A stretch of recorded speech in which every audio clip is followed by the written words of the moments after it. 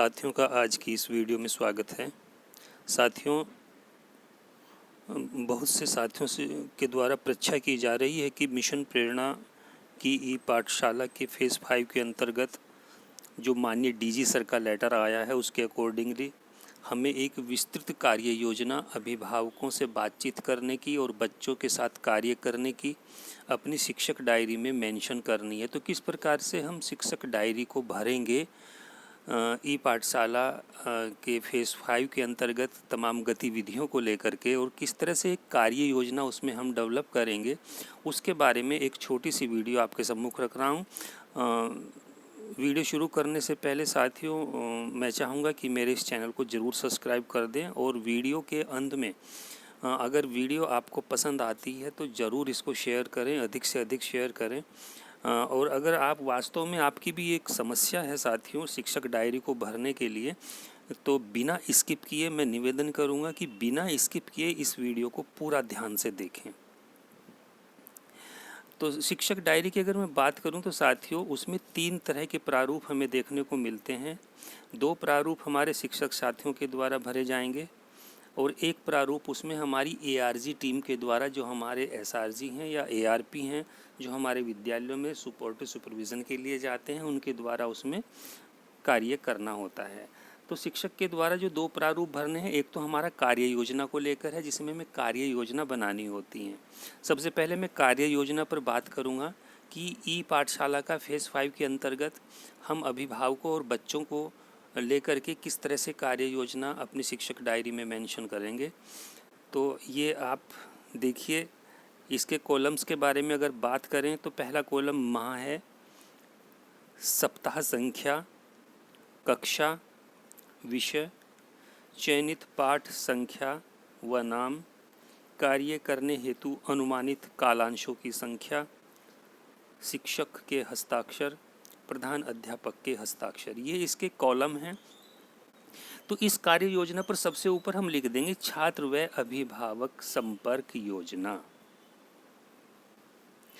पहले कॉलम में चूँकि हमारा जुलाई से फेज़ 5 शुरू हुआ है और जुलाई से हमें निर्देशित किया गया है कि अपनी तमाम गतिविधियों को और एक विस्तृत कार्य योजना को आप अध्यापक डायरी में मेंशन करेंगे। तो माह में जुलाई 2021, सप्ताह प्रथम सप्ताह यानी 01, कक्षा मैंने उदाहरण के लिए कक्षा 3 ली है, आप जिस भी कक्षा के लिए काम कर रहे हैं वो अपनी कक्षा इसमें आप डाल सकते हैं।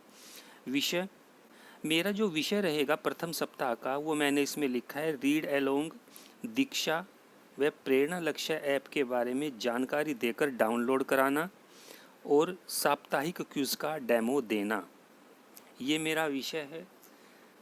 उसके बाद मैंने जो विभाजन किया है अपनी क्लास के बच्चों को लेकर के, उनके अभिभावकों को लेकर के, उसको मैंने तिथिवार उसका विभाजन किया। पहले कॉलम में मैंने लिखा मोहन, शीला, राजू, रोहन, सोहन व उनके अभिभावकों से संपर्क करना, और ये मेरी योजना है 5/7/2021 की। नेक्स्ट, बाकी बच्चों को मैंने दूसरे दिन में लिया है राजेश, स्वीता, सुरेश, काजल, दिनेश व उनके अभिभावकों से संपर्क करना, और ये मेरी कार्य योजना रहेगी 6/7/2021। बाकी बचे हुए बच्चों को मैंने तीसरे दिन विभाजन करके रखा है अमित, विजय, रेखा, मनीष, अलका व उनके अभिभावकों से संपर्क करना, और ये मेरी कार्य योजना 7 जुलाई 2021 की रहेगी। साथियों, उसके बाद जो शिक्षक के हस्ताक्षर का कॉलम आपकी डायरी में है उसमें आपको संबंधित अध्यापक को साइन करने हैं, जिसकी ये योजना है। और सबसे लास्ट वाला जो हमारा कॉलम है प्रधान अध्यापक के हस्ताक्षर, इसमें हमारे प्रधान अध्यापक के हस्ताक्षर किए जाएंगे। तो इस प्रकार से हम साप्ताहिक कार्य योजना अपनी बना लेंगे अपने कार्यों को लेकर के, अपनी क्लास को लेकर के। अब बात करते हैं दूसरे प्रारूप की, वह है हमारी शिक्षण योजना से संबंधित।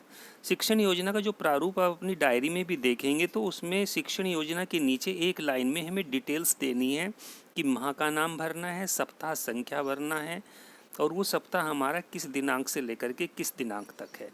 तो चूँकि मेरी जो मैंने कार्य योजना पहले तैयार की है, उसके हिसाब से मैंने इसको फिलअप किया है। माह का नाम में जुलाई आ गया, सप्ताह संख्या 1, और ये मेरा सप्ताह संख्या दिनांक 5 जुलाई 2021 से 10 जुलाई 2021 तक 6 दिन की मेरी एक सप्ताह की कार्य योजना है।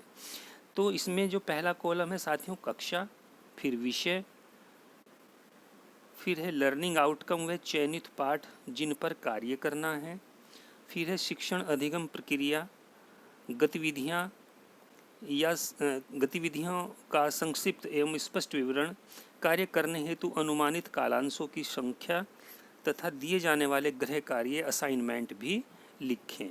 तो इसमें हमें डिटेल्स देनी है, लेकिन आप देख रहे हैं कि प्रॉपर बच्चे हमारे पास हमारे विद्यालयों में नहीं आ रहे हैं, तो इसको प्रॉपर कॉलम में और प्रॉपर शिक्षण योजना के तहत भर पाना अभी थोड़ा सा मुश्किल कार्य है। तो इसलिए हमें निर्देशित किया गया कि आप ई पाठशाला के फेज़ 5 में जितनी भी गतिविधियां आप बच्चों के और अभिभावकों के साथ कर रहे हैं उनका विवरण देते हुए इसमें आप फिलअप करेंगे दूसरे प्रारूप में। तो जैसे मेरी कार्य योजना थी उसके अकॉर्डिंगली मैंने कक्षा 3 लिखा, विषय भाषा और गणित।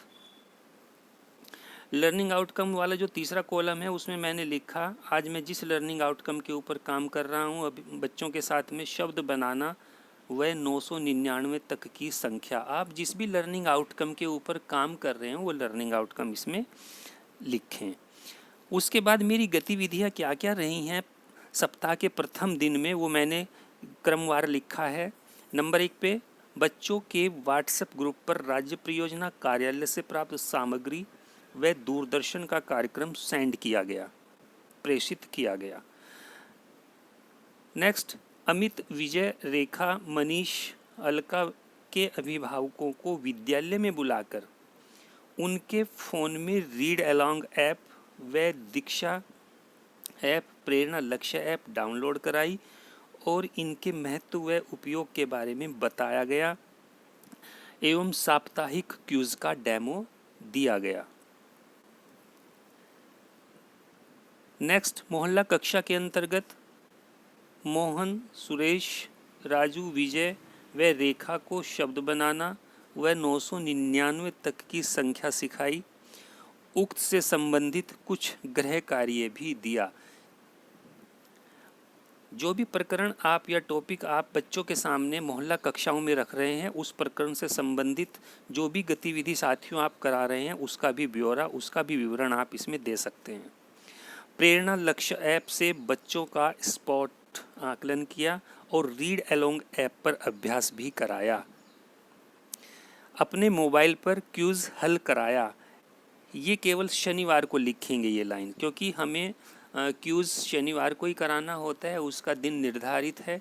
तो शनिवार को जब भी आप क्यूज़ बच्चों से ई पाठशाला के अंतर्गत ई पाठशाला जो हमारी मोहल्ला कक्षाएं हैं उसके अंतर्गत करा रहे हैं मोहल्ला कक्षाओं में, तब आप शनिवार वाले दिन अपनी डायरी में ये लाइन ज़रूर लिखें, अपने मोबाइल पर क्यूज़ हल कराया। ये शनिवार के लिए ही है।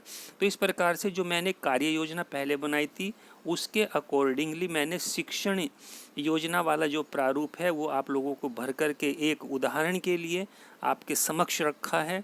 आशा करता हूँ कि ये वीडियो आपके लिए मददगार होगी।